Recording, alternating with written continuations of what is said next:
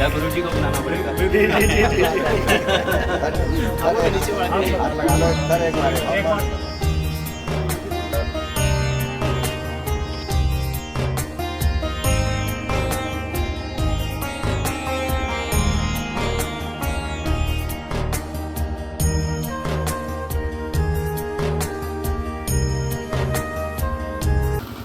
आप भावना से जुड़िए और सब बोलेंगे हर हर महादेव, हर हर हर हर। आज सम्मानित लोगों ने आपसे मिलने का ये अवसर मुझे मिला, यहाँ का बुलावा गया और आपके विचार को, आपकी जरूरत को हमने भी सत्कार दिया और हाजिर हुए। सबसे बड़ी जरूरत आपको अपनी ताकत को समझना होगा। आप में शारीरिक मानसिक ज्ञान है, बुद्धि है, ताकत है, लेकिन विरोध भी इतना ही प्रबल है। सर्वप्रथम आपको निर्णय लेना पड़ेगा कि आपकी जो ये भावना है आरक्षण की, ये सही है या गलत है। और अगर ये सही है तो फिर विरोधाभास क्या है। जरूरत है ताकत की, और ताकत के सामने सब छोटे होते हैं। आपको मांगने की जरूरत नहीं है। अगर आप अपनी ताकत को सही से इस्तेमाल करें, आप इस कौम के गौरवशाली इतिहास को सम्मान दें और आने वाली पीढ़ी को आप चाहते हैं कि उनका जीवन श्रेष्ठतम हो, तो फिर कुछ भी चीज दूर नहीं होती। जिस सरकार की बात इस मंच से बोली जा रही है, उस सरकार को या सरकार के जो प्रधान हैं उनको भी आपके सामने झुकना पड़ेगा। लेकिन आपका जो मिशन है आपका, उसको सही से लेके चलो। जो समाज में प्रथम बुराई है, आपसे पहले की जो पीढ़ी थी उनका खान पीन बहुत अच्छा था, मांसाहार से, नशे से उनका जीवन बहुत दूर था। मैं इस तरह के मंच पे प्रथम बार आया हूं और मैं चाहूंगा कि जो आज का युवा है वो अपने जीवन को बुराई से बचाए। अगर आपने अपने जीवन को बुराई से बचा लिया तो ये समझिए आज के समय आप एक तपस्वी हैं। आज चरित्र की कोई अहमियत नहीं है, लेकिन मानव का चरित्र सबसे बड़ा मित्र है और सबसे बड़ी दौलत है। जो चरित्रवान है उन्हें कोई पराजित नहीं कर सकता, ये मेरा अनुभव है। ये समाज, ये जो कौम है, इस कौम के बलिदान की कोई सीमा नहीं है। और आज आपको एक आरक्षण जैसी चीज, आपको एक मदद, आप उसके लिए जगह जगह सम्मेलन कर रहे हैं। मेरी मान्यता कुछ भिन्न है। आप काबिल बनो, आप शिक्षित बनो और समाज में शिक्षा की ताकत से आप सबसे आगे बढ़िए। जो समाज शिक्षित होता है वो कभी गरीब नहीं होता। समाज में ही रहता हूँ, समाज से ही जुड़ा हूँ। जाट कौम के बच्चों में शिक्षा के प्रति कहीं न कहीं उदासीनता है और सोच भी छोटी है कि ज्यादा से ज्यादा हम प्रदेश में सिपाही बन जाएं या सैनिक बन जाएं, आप जितना शारीरिक स्वास्थ्य और कौम के पास ये ताकत नहीं है, आपका मस्तिष्क भी अगर साइंस के हिसाब से मापा जाए, आप बहुत अग्रणी लोग हैं। लेकिन आपको शिक्षा अर्थात शारदा माता की उपासना करनी चाहिए। जैसे आप सर छोटू राम का जिक्र करते हैं, तो आप देखिए ना, उन्होंने किस काल में कितनी शिक्षा ग्रहण की, कितनी तपस्या की, और आज मेरा आपका ये समाज उनको कितना आदर सत्कार के साथ में उनको याद करता है। तो इसको हमको जागने की जरूरत है। जब जाग जाएंगे, ज्ञान के प्रकाश से अंधकार दूर होगा, और अंधकार दूर होते सब इकट्ठा होना शुरू करेंगे और ताकत के सामने सब झुकते हैं। जो इस कार्यक्रम को करवा रहे हैं, जिन्होंने इतनी मेहनत की, उनको आशीर्वाद है, आगे और बड़े सम्मेलन हो और ताकत इकट्ठी हो और आगे बढ़े। लेकिन जो संकल्प है आपका, उस संकल्प से दूसरी तरफ नजर मत करिए। मैंने बहुत सारे लोगों को करवट बदलते देखा है। जिस आरक्षण में इतने बड़े बच्चों ने बलिदानी दी है, वो बलिदानी नहीं, वास्तव में वो कहीं ना कहीं धोखा है। उनकी जिंदगी के साथ खिलवाड़ किया गया। बच्चे हैं, बच्चे तो हौसला अफजाई में कुछ भी कर सकते हैं। बात संघर्ष विचारों का होता है, फिजिकल ताकत का नहीं। किसी के सिर फोड़ने से आपकी जो जरूरतें हैं मांग, वो पूरी होने वाली नहीं है। आप जितने एकजुट होंगे, परमेश्वर को ध्यान करके चलेंगे, अपने बड़ों का सम्मान करेंगे और शिक्षित होकर के आप इस पराक्रम की तरफ बढ़ेंगे। कोई चीज ऐसी नहीं है जो आपका मान गिरा सके। धर्म में रहिए, बुराई से अपने को बचा के रखिए। जितना जीवन श्रेष्ठ होगा, सात्विक होगा, पवित्र होगा, आपकी देव शक्ति इतनी ही ज्यादा प्रबल होगी। और जिस मानव के साथ में देव शक्ति का संबंध होता है, वो कभी विफल नहीं होते। आप सबका भला हो, आप सबका उद्देश्य पूर्ण हो। हर हर महादेव के साथ स्वागत करिए राजा साहब।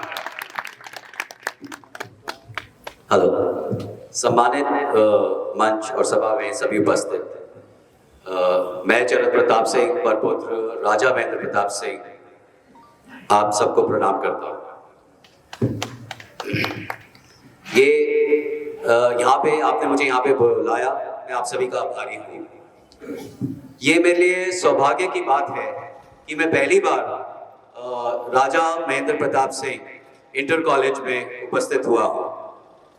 मुझे याद है बचपन में जब मैं अपने पिताजी के साथ हम देहरादून से दिल्ली जाते थे, तो हर समय पिताजी मुझे बताते थे कि यहाँ पे दादाजी के नाम पे विद्यालय है, और मन ही मन में मैं बहुत खुश होता था। इसलिए मुझे आज बहुत खुशी है कि मैं यहाँ पे बता रहा हूँ।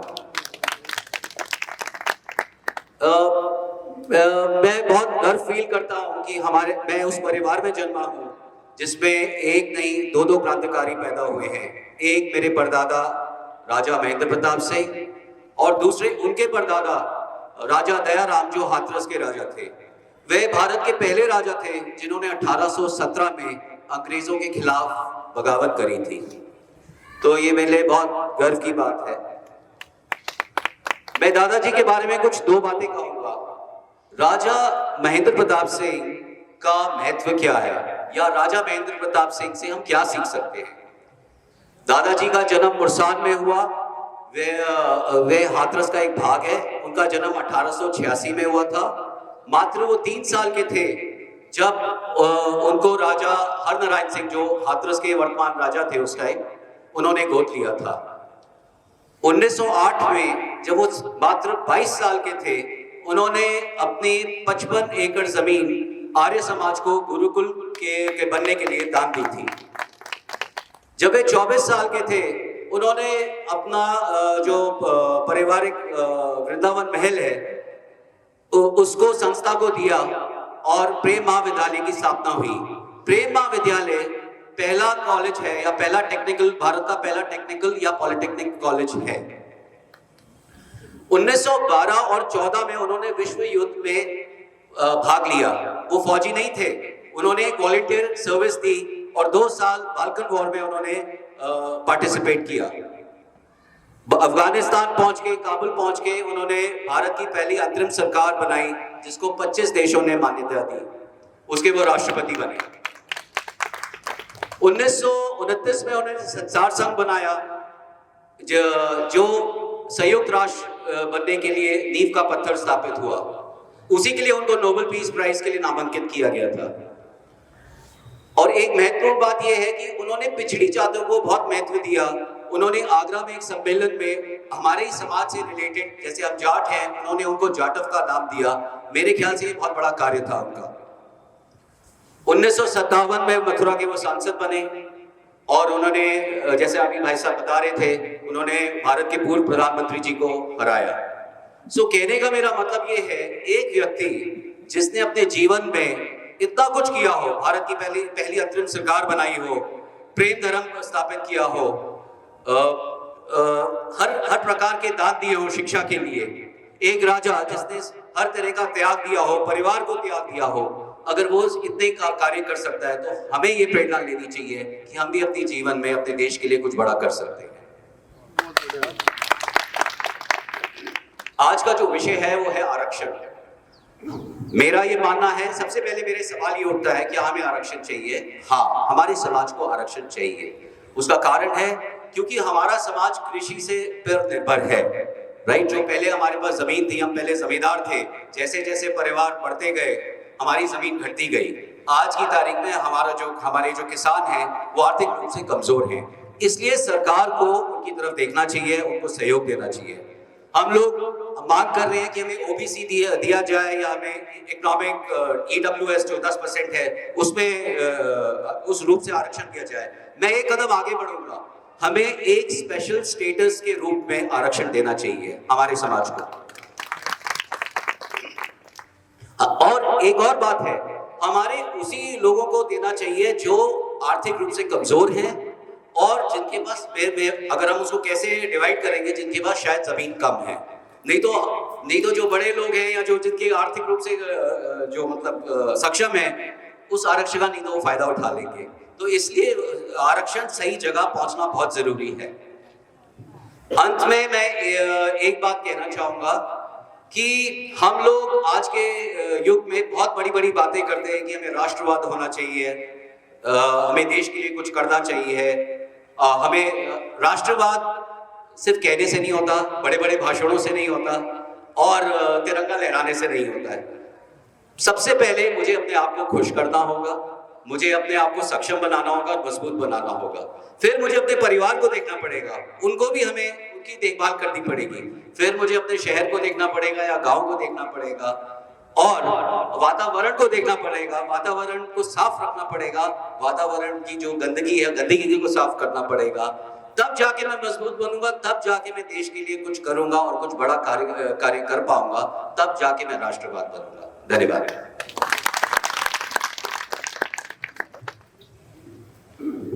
धन्यवाद राजा साहब। एक रियासत के राजा महेंद्र प्रताप जी देश की आजादी के लिए किस कदर दीवाने हो जाएंगे।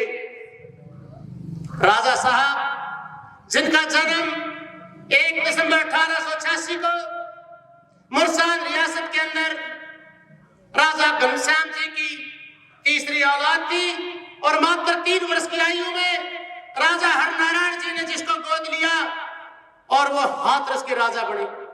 आगे चल करके मथुरा आज अलीगढ़ मुस्लिम यूनिवर्सिटी है। पीछे 15 जून को हम राजा साहब मथुरा के अंदर थे। मैं एक कार्यक्रम में जा रहा था, 19 सितंबर की बात से मैंने फोन किया राजा साहब को इनकी जमीन के बारे में जो अलीगढ़ मुस्लिम यूनिवर्सिटी को दी थी, इनके परिवार की देन है कि अलीगढ़ मुस्लिम यूनिवर्सिटी इनकी जमीन में मंडी है। फक्र की बात।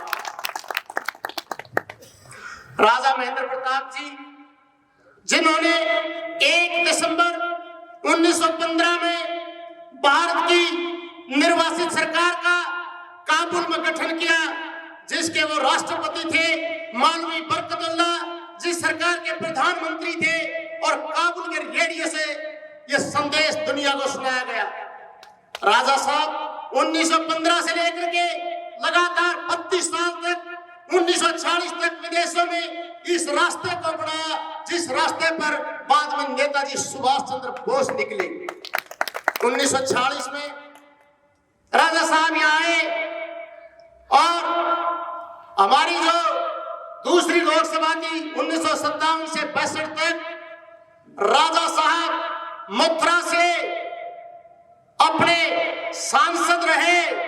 और भाई बलवीर ने जैसे बताया था, कांग्रेस पार्टी ने दिगंबर जाट को टिकट दिया था, एक इंडिपेंडेंट आदमी पूरन सिंह ने भी चुनाव लड़ा था, और देश के पीछे प्रधानमंत्री रहे अटल बिहारी वाजपेयी की उस इलेक्शन के अंदर राजा साहब ने जमानत जब्त करवा दी थी। ये थे राजा साहब। आज महापुरुषों की जो लाइन लग रही है, महाराजा सूरजमल जी जिन्हें 1707 से लेकर के 1763 तक का जीवन इस समाज इस कौम को दिया। महाराजा रणजीत सिंह जो 1780 से लेकर के 1839 तक शेर पंजाब से नवाजे गए। और एक विशेष बात यह थी, राजा महेंद्र प्रताप जी जींद रियासत में हमारी जो आदरणीय प्रिंसेस कुमारी बलवीर कौर थी, उनके साथ उनकी शादी हुई, और महाराजा रणजीत सिंह जींद सिद्धू स्टेट के भांजे थे, सकरचूटिया मिसल के जो सरदार थे। आज बहुत सी बातें हमारे माल्यार्पण जब कर रहे थे, कमाल की बात है, मुरसान के राजा, अलीगढ़ और हाथरस के राजा ये तो समझ मानते हैं, राजा महेंद्र प्रताप के पुत्र होने से 3 साल पहले प्रेम कॉलेज उन्होंने मथुरा के अंदर खोल दिया था। 3 साल बाद उनका बेटा पैदा हुआ था और प्रेम कॉलेज उसका पहले नामकरण किया था। ये थे राजा महेंद्र प्रताप। 1909 में फ्री ITI मथुरा के अंदर खोल दी थी। और कमाल की बात, जब हम कल यहाँ इस गुरुकुल नरसिंह माई ITI में बैठे थे, पता चला एक महंत जी यहाँ झोपड़ी डाल करके पढ़ा रहे थे, और राजा साहब को पता चला मथुरा में एक ऐसे आदमी को समाज का शिक्षा का विकास करे। ये सारी जमीन राजा साहब ने खरीद करके इस संस्था को दान दी, जिसके आज प्रिंसिपल साहब संजीव कुमार जी, प्रबंधक कार्यकारिणी के तमाम साथी बैठे। आज की इस संस्थान की जो हाजिरी है 1371 की है, कि पिछले 2-4 साल पहले ये 3500 की थी। आज अनेकों बात है,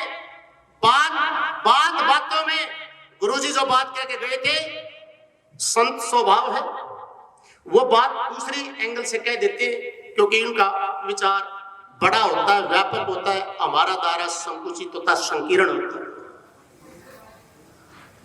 आज आपने किसान आंदोलन देखा होगा, हमारे सारे साथी यहाँ बैठे जो 13 महीने तक बॉर्डर के ऊपर रहे। एक जब हम दिल्ली की तरफ बढ़ रहे थे, एक चीज देखी गई है, 13 महीने में किस प्रकार से प्रधानमंत्री ने गुरु पर्व के ऊपर अपना माफी मांग के काले कानून कैंसिल करे। जब इस कौम को आरक्षण मिला हुआ था 3 मार्च 2014 को, 4 मार्च को नोटिफिकेशन होता है, 5 मार्च को लोकसभा का इलेक्शन डिक्लेयर हो जाता है, और फिर 2015 में रद्द हो जाता है, जब प्रधानमंत्री ने समाज के लोगों को बुला करके ये कहा था कि हम विधिवत देंगे इसको कानून के दृष्टिकोण से। हमारा भारत का संविधान ये व्याख्या करता है, ये बताता है कि संविधान के आर्टिकल 15(4) और 16(4) के अंदर ये प्रोविजन है कि बैकवर्ड क्लास को आरक्षण दिया जाएगा, क्योंकि ये कभी इंग्लैंड की पार्लियामेंट ने 1932 में जब कॉमनवेल्थ अवार्ड को पास किया और उसके बाद 24 सितंबर 1932 को जब बाबा साहब अम्बेडकर जी यरवदा जेल में गांधी जी से जब मिले थे और उसको अवार्ड को वापस करवा करके इस रिजर्वेशन की नींव रखी थी जो SC ST के लिए संविधान में पहले दिन से रखा गया था और 16(4) और 15(4) में बैकवर्ड क्लास के लिए रखा गया। उसके बाद 1953 के अंदर काका केलकर कमेटी बनती है। 1955 में उस कमेटी का रिकमेंडेशन आती है, भारत की सरकार ने उनको मंजूर नहीं किया। तो उसके बाद संविधान के आर्टिकल 340 के तहत एक बैकवर्ड कमीशन 1979 में बनाया गया, जिसकी अनुशंसा 1980 के दशक में आई और इंदिरा गांधी ने उसको ठंडे बस्ते में रखा। और जब VP सिंह प्रधानमंत्री बने, जब देश के अंदर मंडल और कमंडल की राजनीति चल रही थी, VP सिंह ने इस मंडल कमीशन को, जिसकी रिपोर्ट VP मंडल ने तैयार की थी, उसको लागू कर दिया। और जब वो विषय सुप्रीम कोर्ट के अंदर आ गया, इंदिरा साहनी जो केस है, सुप्रीम कोर्ट के 9 जजेस की बेंच ने जब फैसला सुनाया कि 27% OBC को आरक्षण दिया जाता है, और उसके बाद एक कैप भी लगाई गई कि आरक्षण 50% से ऊपर नहीं होगा। परंतु मौजूदा हुक्मरान ने, प्रधानमंत्री ने संविधान के अंदर 102 अमेंडमेंट कर करके इकोनॉमिकली आधार बढ़ाया। आरक्षण के केवल संविधान में 2 आधार होते थे, या तो हम शैक्षणिक रूप से पिछड़े हुए हैं या हम सामाजिक रूप से पिछड़े हुए, परंतु आर्थिक आधार को जोड़ करके वो 10% का वहां तो प्रोविजन कर दिया, क्योंकि उस समाज की वोट लेनी थी ताकि कोई घिसा पटेगी न कहे इनके लिए क्या किया। जाट समाज के लिए उस आरक्षण के लिए राजा विजयराज जी जो कह के गए ना, अमित शाह जो देश का गृह मंत्री है, बिल्कुल प्रवेश वर्मा जो साहब सिंह वर्मा मुख्यमंत्री दिल्ली के बेटे, उनके बुलावे पर जो सभा की गई थी और झोली फैला के जब कहा था जाटो हमारी सरकार बना दो, हम आरक्षण देंगे। आज लगभग 5 साल होने को, 2024 में वो फिर समय आ रहा है चुनाव। आज समय की जरूरत है, हम इकट्ठे हुए, चंद आदमी बेच सके इस इलाके में। ये इतना हमारे को ये पता चला है, ये वो क्षेत्र है जो हमारे जो बाहर से आदमी आते हैं उनको अपने घर से भी ज्यादा तवज्जो देता है। हम इस इलाके को नमन करते हैं अपनी तरफ से। जब आप खड़े हो चुके हो तो कोई कमी नहीं है। आरक्षण की लड़ाई हरियाणा में बहुत बड़ी लड़ी गई थी। आज हम अपने चंद साथियों के आगे हमने भी कई लाख की रैलियों को संबोधित करा इस आरक्षण के मामले में, परंतु जो संत जी कह के गए थे ने, दुर्भाग्य था आदमियों ने आगे किया और पीछे बैकडोर से एंट्री की। जाट मैदान में कभी नहीं हारता, जाट गद्दारों के कारण टेबल पर हारता है। जब यशपाल मलिक इस समिति के राष्ट्रीय अध्यक्ष थे और हम उनके साथ काम कर रहे थे, 31 बच्चों की जब शहादत हुई, 2105 मुकदमे बने, हजारों की तादाद में मुकदमे बने और FIR नंबर 394 26 मई 2016 जींद की जाट धर्मशाला में यशपाल मलिक के ऊपर देशद्रोह का केस लगा था। केवल और केवल अपने व्यापार को चमकाने के लिए और उस देशद्रोह के केस को खत्म करने के लिए। आपको याद है जब दिल्ली जाटों के कूच की बात थी, 20 मार्च 2017 को 19 तारीख को एक समझौता हुआ, पूरे तमाम केंद्र के मंत्री चीफ मिनिस्टर वगैरह बैठे थे। जब पता चला किसान आंदोलन के अंदर बातें सामने आई कि वो समझौता यशपाल मलिक ने 18 तारीख की रात में कर लिया था, केवल वो देशद्रोह का केस खत्म कराने के लिए, जिसके FIR नंबर 394 है, 26 मई 2016 को जाट धर्मशाला जींद के अंदर है, और अपने चंद व्यापार को फ्लोरिश करने। ये देश संत जी का इशारा, वो कह रही दूसरी भाषा हम अपनी भाषा को बिल्कुल उन शब्दों में कहेंगे, यदि वो दिन आज तो अलग जगाने की बात हो रही है, मुद्दा उस दिन हाथ होगा जिस दिन एकदम जाट आरक्षण के अंदर लाखों आदमी सड़क पर आ जाएंगे। कोई नहीं माँ भी चूची को ना दंदी बिना रोए, सीधी बात है उस बने रहो सीधी। और उस टाइम पे उस भीड़ को तो आगे कर दिया, परंतु समझौता करते समय उन्होंने देखा वो कहा है। आज आपका बेटा आपका भाई आगे खड़ा है, मेरे ऊपर तो आज भी सीबीआई के मुकदमे चल रहे, 2-3 मुकदमे खत्म हो लिए, 2 आज भी सीबीआई के चल रहे।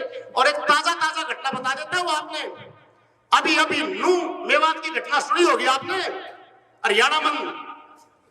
उस दिन ये 31 तारीख की घटना है, 31 अगस्त की, और मैं 31 की जुलाई की 2 अगस्त को मेरी सीबीआई कोर्ट में तारीख थी चंडीगढ़। मैं उस तारीख को भुगत करके जब अम्बाड़ा आ रहा था, दिल्ली के पत्रकारों ने मेरे को स्पष्ट ये टेलीफोन करे कि भाई आज वो लोग जो विश्व हिंदू परिषद, बजरंग दल और आरएसएस की विचारधारा, भारतीय जनता पार्टी के जो लोग हैं वो ये कह रहे हैं, कहां गए वो जाट, कहां गई वो खापे, अब क्यों नहीं आ रही। जब मैंने पत्रकार जो भाई हमारे साथी बैठे, ऐसे भाई मैंने अम्बाड़ा में मिले, जब हमने कही थी मगा भाई हम भुगत भोगी है 2013 के दंगे मुजफ्फरनगर के देखे, कहने के लिए हिंदू और मुसलमान के थे, परंतु बच्चे किसके मरे के, जाट के मरे के, मुसलमान के, कौन हिंदू भाई।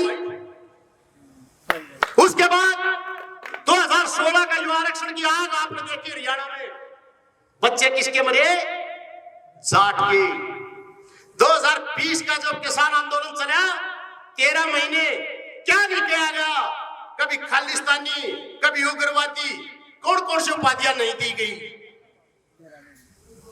और अभी ताजा जब हमारी बहन बेटियां अंतरराष्ट्रीय स्तर की खिलाड़ी जब जंतर मंतर पर एक गुंडे के खिलाफ, एक व्यभिचारी के खिलाफ, जो भारतीय जनता पार्टी का केसरगढ़ से सांसद है उत्तर प्रदेश से, उसके खिलाफ जो चार्जशीट भी साउथ ट्रायल कोर्ट में दाखिल हो चुकी है, उसके खिलाफ अंतरराष्ट्रीय स्तर के खिलाड़ी जब वो मेडल लेकर आ रहे थे, जब तक मोदी के कहता ये मेरे परिवार के हैं, और जब वो बैठी थी बेचारी लड़कियां, सुनी नहीं गई। और हमें उस दिन बेबसी, मजबूरी, लाचारी नजर आई 28 मई को, जब हमारी बहनों और बेटियों को जंतर मंतर के ऊपर घसीटा गया।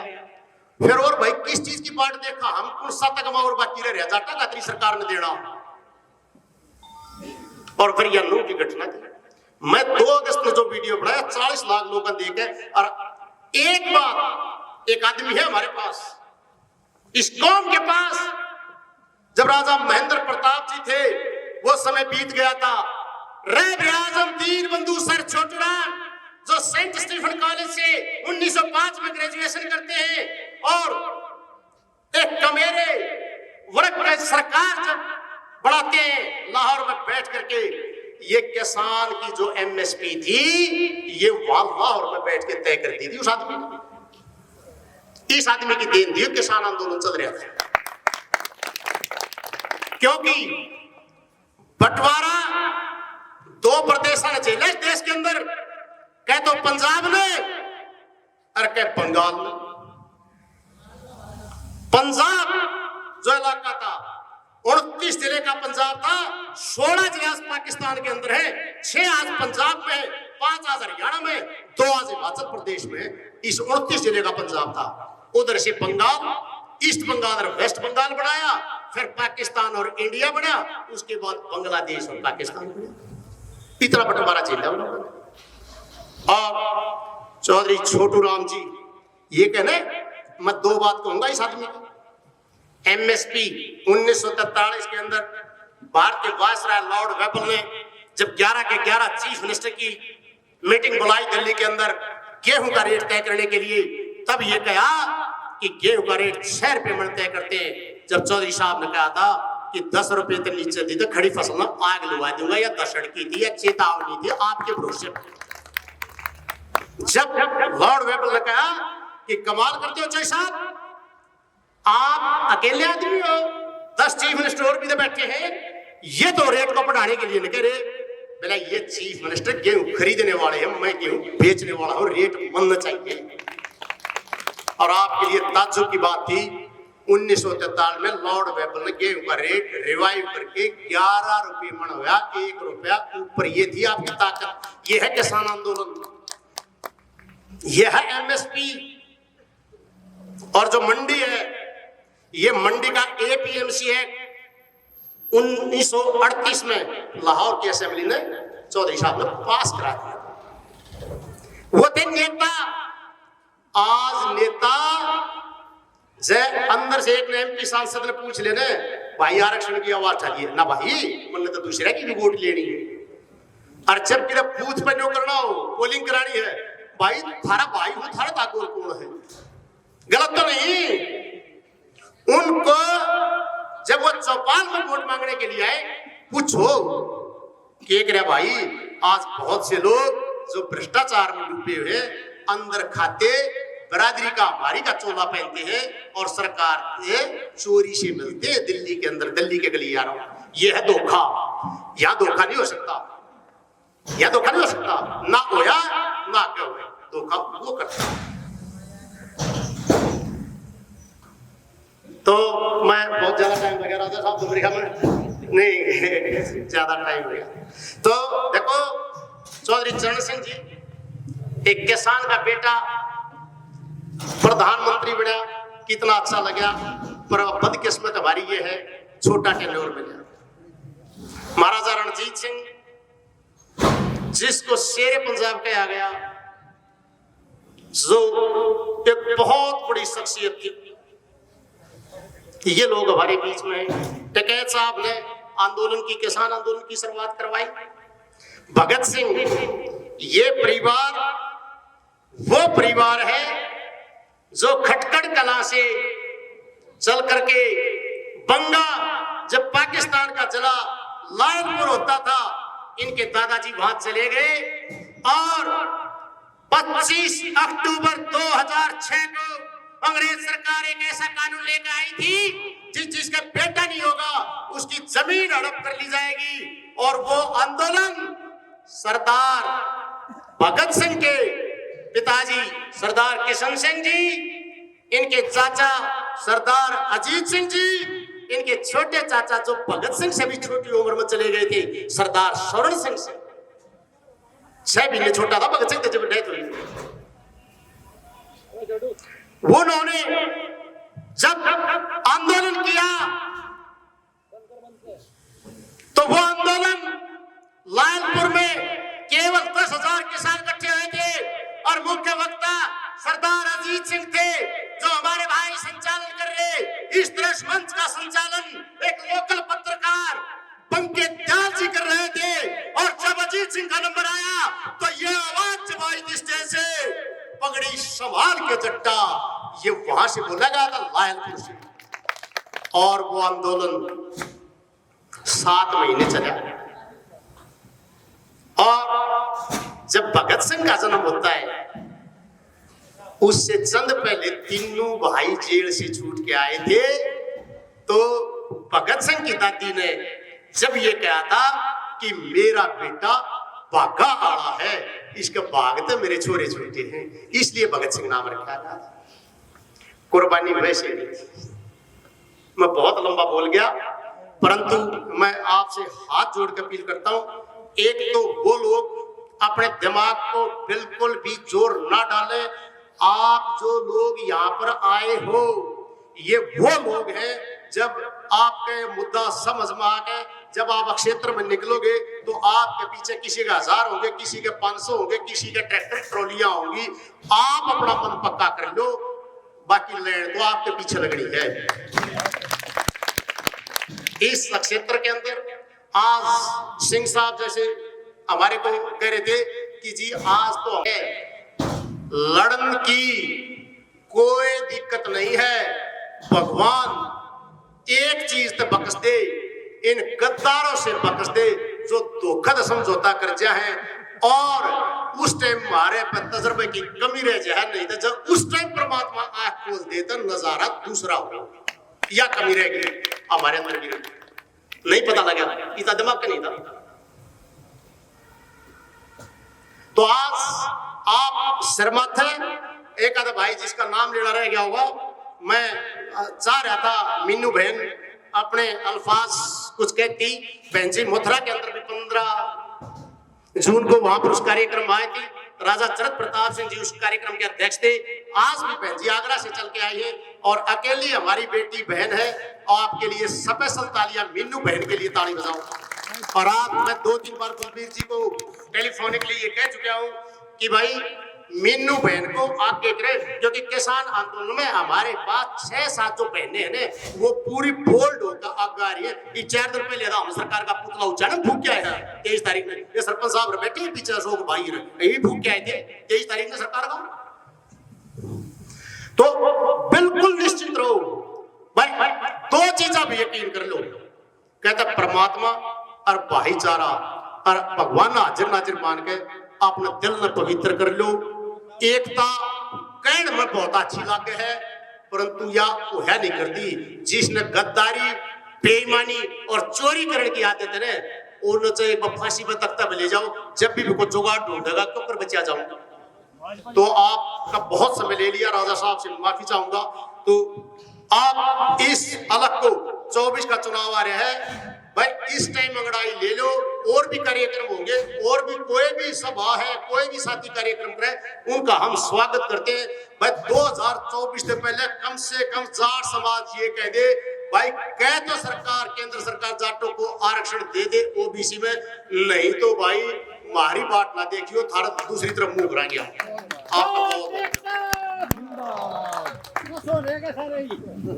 धन्यवाद बलहारा जी।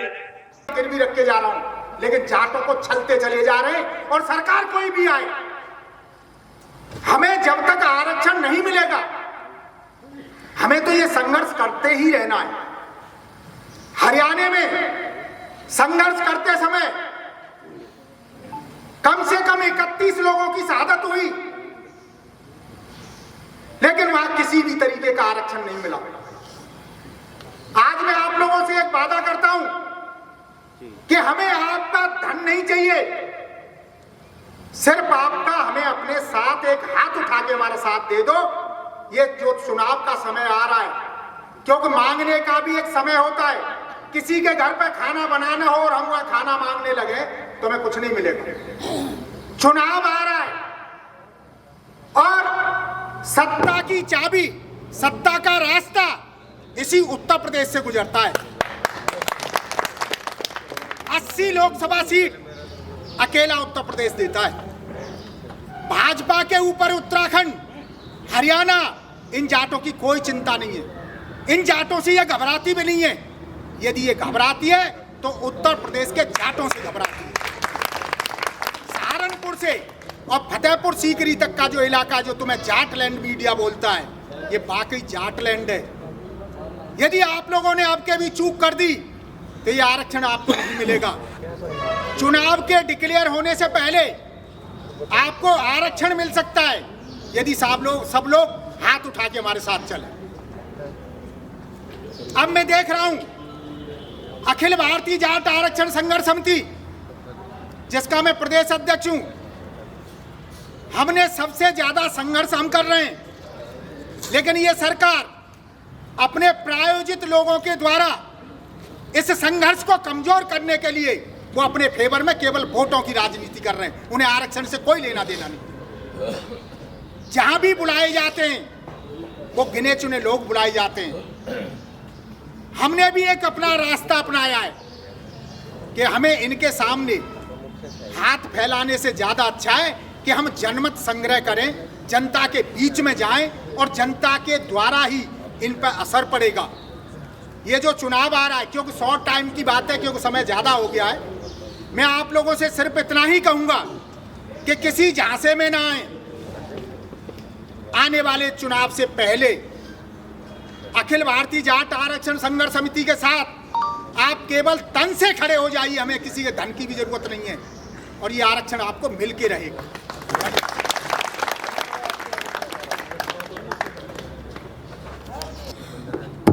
लेकिन नहीं तैयार हुए। क्या पता कुछ नियत स्वार्थ, मैं नाम नहीं लूँगा उन लोगों का, लेकिन कुछ नियत स्वार्थ रहे होंगे, जो भी रहा होगा उनका, लेकिन सलाह देने के बावजूद नहीं माने। हुआ भी ये कि ज़बरदस्ती हम सीधे प्राइम मिनिस्टर के बंगले पर जाएंगे, वहाँ जाकर प्रदर्शन करेंगे और रास्ते में पिटाई हुई, सब छिन भिन्न हो गए आंदोलन। बाकी हमारे हरियाणा में जो हुआ उस घटनाक्रम को बताया। तो मेरा तो अनुरोध ये है कि किसी भी राजनीतिक व्यक्ति को अपने संगठन में घुसने मत देना। बस सबसे बड़ी चीज है, राजनीतिक आदमी घुसा और संगठन खत्म हुआ। जहां तक रही उसकी बात, तन मन धन से, आपसे बता रहा हूं, तन मन धन से हम साथ रहेंगे और जैसा आपका आदेश होगा हम वो करेंगे। और जहां तक उसकी बात है कि सबके सहयोग से होता है, कोई तन से करेगा, कोई धन से करेगा, और मन से साथ जुड़ना बहुत जरूरी है।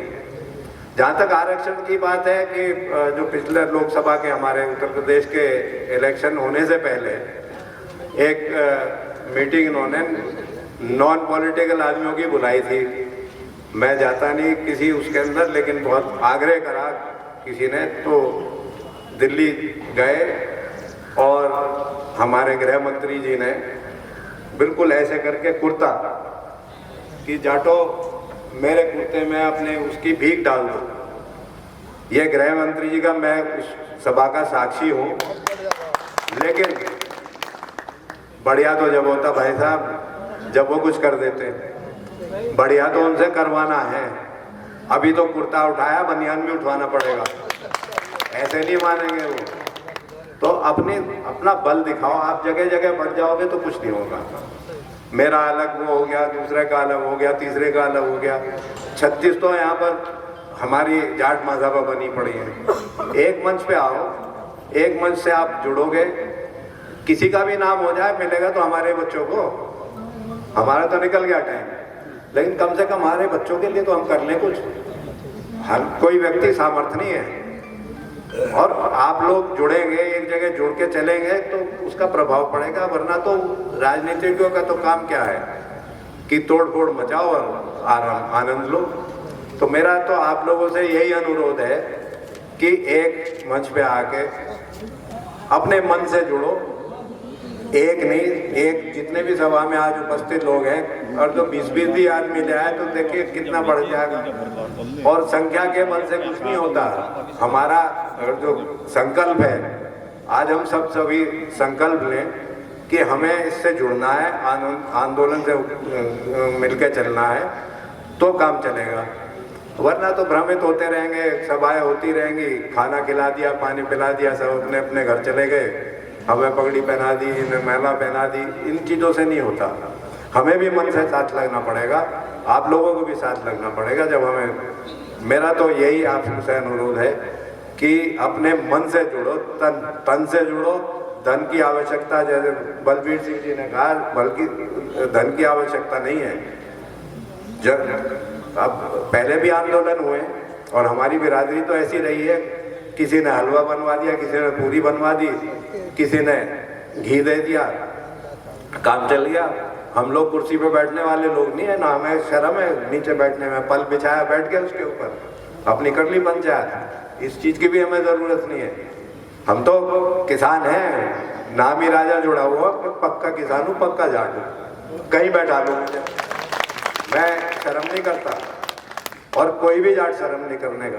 और अपनी कौम के लिए खड़े होके हमें अगर जो अपना बलिदान देना भी पड़े, कम से कम उन बच्चों का देखो जो वहाँ पे हरियाणा में जिन्होंने जान दी है और किनके द्वारा छला गया है, सबको पता है। तो अब ऐसे छलावे में मत आना। बस मेरा आपसे सबसे अनुरोध यही है।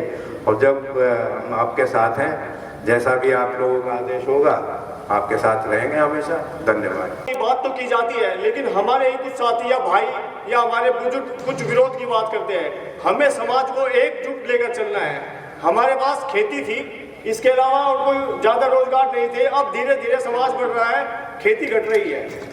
करनी है और ये कहना है कि आप हमें हमारे आरक्षण की बात करिए और हम तब आपके साथ चलेंगे। इससे पहले हमें किसी राजनीतिक लोगों को अपने अंदर ना ही घुसने देना है, ना ही किसी से कोई इस तरह की बात करनी है।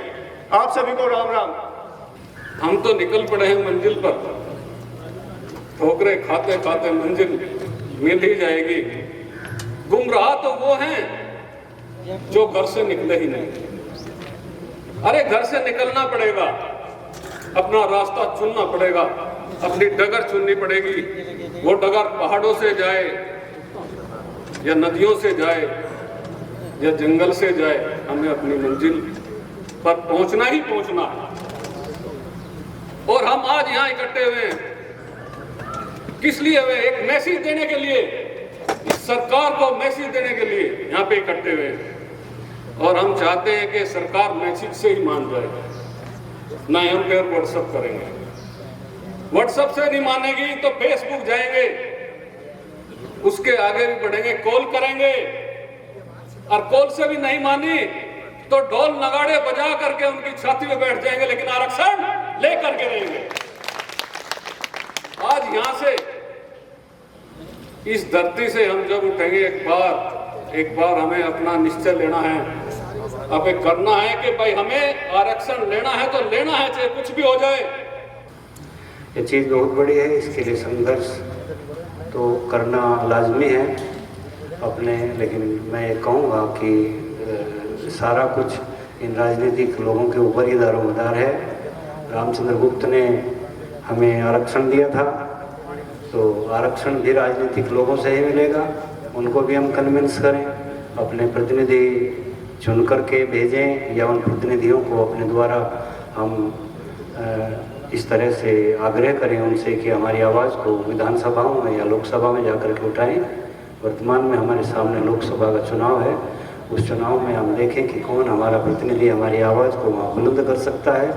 आवाज़ उठाने से ही मिलेगा, ये सब जानते हैं।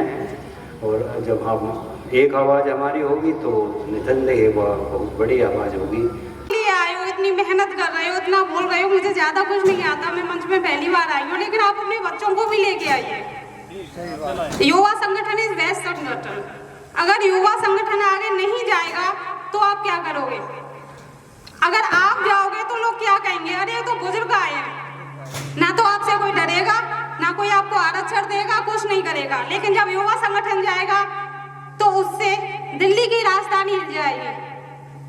मोदी जी, योगी जी आपके सामने आए हुए, बस यहाँ पे देखिए हमारे गांव की तरफ जब भी कोई प्रोग्राम होता है, अभी यहाँ देखिए कोई सेलिब्रिटी होती तो पूरा भर जाता, लेकिन ना तो यहाँ पे कोई लड़की है, ना महिला है, ना लोग हैं, बस ओनली आप ही सब लोग। तो ऐसे नहीं होगा।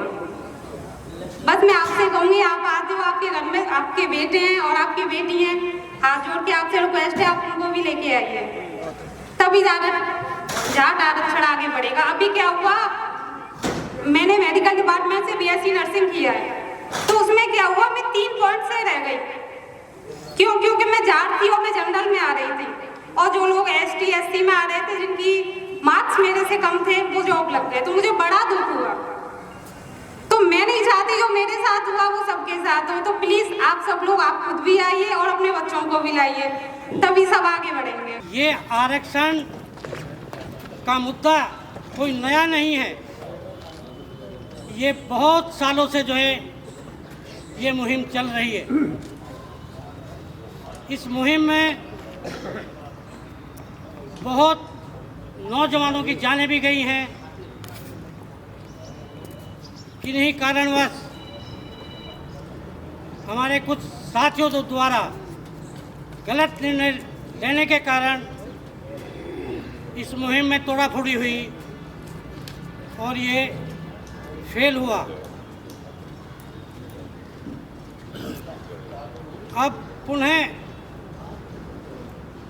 जागरूकता जो है लाने के लिए ये मुहिम चलाई जा रही है, और इस मुहिम को तेजी लाने के लिए आप जैसे नौजवान साथियों और मेरे प्यारे बच्चों, भाइयों तैयार खड़े हैं, जिनके लिए हमें ये निर्णय लेना पड़ेगा कि उनको उनका भविष्य कैसे संवरे। आज सबसे ज्यादा गिरावट जो है हमारी बिरादरी में, ये कहने में मुझे कतई संकोच नहीं, क्योंकि हमारा वर्ग, जाट वर्ग, हमारे भाई अलग अलग दुकान खोल करके बैठे हैं। जाट एकता, जाट मान, जाट सभा, किसान यूनियन, जाट आरक्षण, अलग अलग नाम से जो है, मेरा मानना है आप अपनी दुकान खोलें, लेकिन जहां जात के नाम पर कोई कार्यक्रम हो वहां एक हो जाओ। कोई भी कार्यक्रम कोई करे उसमें भाग लो। कम से कम सरकार को, नेताओं को ये लगे कि इनमें बहुत एकता है, ये संगठित हैं, लेकिन वो काम नहीं हो रहा। हम क्या देख रहे हैं कि अगर कोई हमारा भाई आगे बढ़ रहा है तो दूसरा भाई कहेगा ये बहुत बड़ा नेता होगा, भाई इसकी टांग खींचो, इसका इलाज करो। ये भावना त्यागनी होगी। बहुत नुकसान हमने उठा लिया। हम अपने बच्चों के लिए आरक्षण मांग रहे हैं, हमें नहीं चाहता। एक ऐसी कौम है जिसने अनेक महापुरुष इस राष्ट्र को दिए हैं। इतिहास के पन्नों पर नजर डालकर देखें, महाराजा रणजीत सिंह, सरदार भगत सिंह, सर छोटूराम, चौधरी चरण सिंह, चौधरी देवीलाल, राजा महेंद्र प्रताप और चौधरी महेंद्र सिंह टिकैत, ये सब हमारे जाट समाज की ही देन है। स्वतंत्रता के आंदोलन में भाग लेने वाले भी यही महापुरुष थे। मैं नारसन कला गांव से आता हूं, 10 स्वतंत्रता सेनानी हमारे गांव से थे। ये सब जाटों की देन है। आज हम अपने आरक्षण के लिए आज उठा रहे हैं। साथियों, ये प्रजातंत्र है, इसमें जब तक कोई मांग नहीं की जाती तो तब तक कोई आंदोलन या कोई आरक्षण नहीं मिलता। तो मेरा निवेदन है कि आप अधिक से अधिक संख्या में संगठित होकर के इस आंदोलन में भाग लें। ये गुरुकुल नारसन क्षेत्र इतना बड़ा क्षेत्र है, लेकिन मैं देख रहा हूँ यहाँ पर हमारी उपस्थिति आज बहुत कम है। इतनी उपस्थिति से हमें आरक्षण मिलने वाला नहीं है। आरक्षण के लिए तो संघर्ष करना पड़ेगा और हम सबको एक साथ मिलकर के इकट्ठा होकर के उसके लिए कार्य करना होगा। अभी बात आई थी कि अनेक जाट संगठन, मैं पूछना चाहता हूं कि क्या सभी संगठन जाटों के लिए काम नहीं कर रहे हैं? तो वास्तव में यदि सभी संगठन जाटों के लिए काम कर रहे हैं तो वो सभी एक मंच पर आए और आरक्षण की मांग उठाएं, तभी हम इस कार्य को सफलतापूर्वक आगे बढ़ा सकते हैं, इस आंदोलन को आगे बढ़ा सकते हैं। और वो दिन दूर नहीं जब हमारी आवाज दिल्ली तक पहुंचेगी और हमें आरक्षण प्राप्त होगा। इतना ही कह करके मैं अपनी वाणी को विराम देता हूं और एक बार फिर आपसे अनुरोध करता हूं कि इस आंदोलन में अधिक से अधिक संख्या में संगठित होकर भाग ले। क्या किसी ने नहीं उठाई? ऊपर से जो हमारी कौम के लीडर है न्यूज में बोलते हैं हम जाटों के लीडर नहीं है, हमारा आरक्षण से कोई मतलब नहीं है। हम उनके बच्चे नहीं है क्या? हम उन्हीं के तो बच्चे हैं और हम अपने बच्चों के लिए संघर्ष कर रहे हैं। जरूरत है आरक्षण की, जरूरत है। इलेक्शन के अलावा कोई भी पार्टी, मैं पार्टी विरोधी नहीं हूं किसी भी पार्टी का, हर पार्टी की हाल है। इलेक्शन के टाइम पे हमारे पास खड़े होंगे और उसके बाद हमें हर राज्य, हर स्टेट में, हर जगह अपमान के अलावा कुछ नहीं मिलता, कोई नहीं सुनता हमारी। क्यों? एकता की कमी है, बटे हुए हैं। सबसे पहला और जो जरूरी काम है, एक मुट्ठी बनानी जरूरी है हमें। जब हम एक मुट्ठी बनाएंगे ना तो दिल्ली भी हमने जीती है, बस और किसी के बस की नहीं जीती गई। कानून भी हमने ही हटवाए हैं, काले कानून सिर्फ जातों की वजह से ही वापस हुए हैं। थे बहुत लोग थे, सब पीछे हट गए थे, आप भी समझते हो। लास्ट में गाड़ी जाटों नहीं खींची, तभी कानून वापस हुए हैं। तो अगर जाट आरक्षण के लिए लड़ेंगे तो क्या कोई भी सरकार हमें देने से मना कर देगी? आप बताओ, मना कर देगी? इकट्ठे हो गए, इकट्ठी आवाज जानी जरूरी है। बस मैं बहुत संक्षेप में, क्योंकि समय बहुत है, हमारे अतिथिगण भी प्रतीक्षा कर रहे हैं और सबका भोजन का भी समय हो गया, बहुत ज्यादा नहीं बोलूंगा। सिर्फ इतना ही समाज को अपने संदेश दूंगा कि सारे मतभेद भुला के एक आरक्षण की मांग के लिए सारे भाई इकट्ठे हो जाओ। बस हमारे गांव, हमारे शहरों में जो लोग पहुंचे हुए हैं, जो सक्षम लोग हैं, वो ही मेहनत करेंगे। गांव में जो लोग खेती कर रहे हैं वो सड़क पर नहीं आ सकते, वो हमारी तरह आंदोलन नहीं कर सकते, उन्हें दाल रोटी भी कमानी है। हम लोग जो गांव से बाहर निकले हैं, जो थोड़ा बहुत ठीक पोजीशन में है, 2 रोटी आराम से खा रहे हैं, उनकी लड़ाई हमने लड़नी है। हम सबको मिलकर प्रयास करना पड़ेगा। सभी भाइयों से निवेदन है कि एक मंच पे आके एक आवाज में सरकार के कानों तक चले जाए कि भाई जाट आरक्षण के लिए दोबारा से सक्रिय हो गए हैं और इलेक्शन का टाइम है, भाई चाहिए हमें, दे दो इस बार आरक्षण। बहुत वायदा कर मुकर के मूछ के बाल भी तुम्हारे हमने जेल में रख रखे हैं, कब तक सड़ावे हमने जेल में रख रखे हैं? अब तो दे दो आरक्षण हमें। जय जवान, जय किसान, जाट एकता, जाट एकता, और सही में एक हो जाओ भाइयों।